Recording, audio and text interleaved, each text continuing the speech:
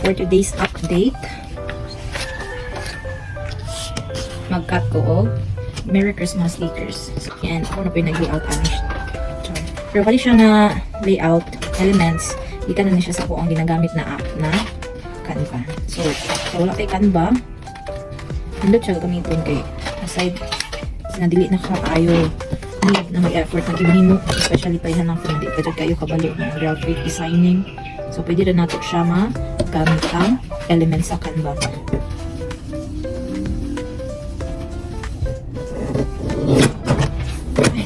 Ayaw ko gamitin na ni paper cutter eh.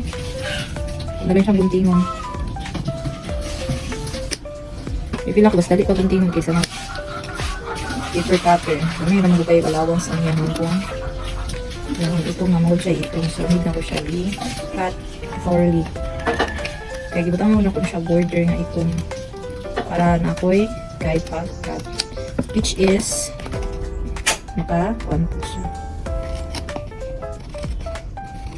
Nakalangay kaya kailangan din ako siya waon ang iyang itong border. So next time ako gamitin na border is kana na lang light para kung dili na ko siya makat, dili na ko siya maklaro.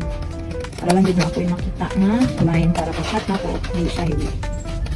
So tip na ako sa pagkaling mo. Actually, kani nga order, taon-taon na din siya na ipabuhat tayo. Taon din ako na preke. Pero bagay pa ko kaya lang ako siya na preke. Kapila ang gibuhat. And then, once magod na mag-print ko, gusto ko nga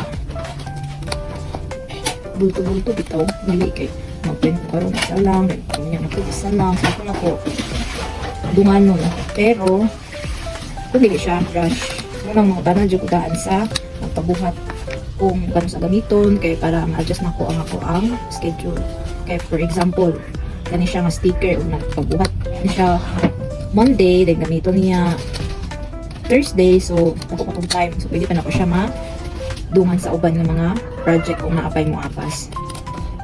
Pero kung gamiton na yun niya, kanta Monday siya nag-ingon, then gamiton din niya by Tuesday. So ako din siya buhaton pag dili ko PC.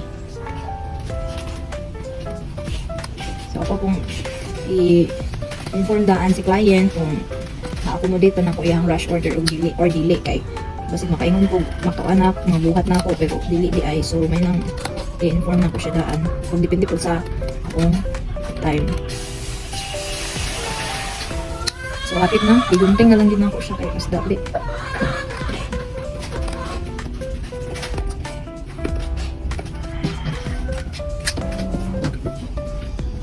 So after 100 years of cutting, igamit din ako kay gunting kaning paper cutter mas nabangay ko. So muna niya ito ang personalized na stickers. So sa gusto mag-avail, pwede na ko ninyo i-message. And take note, kani siya na sticker is dili katong waterproof. Kaya ako gamit ani na material is paper sticker only. So akong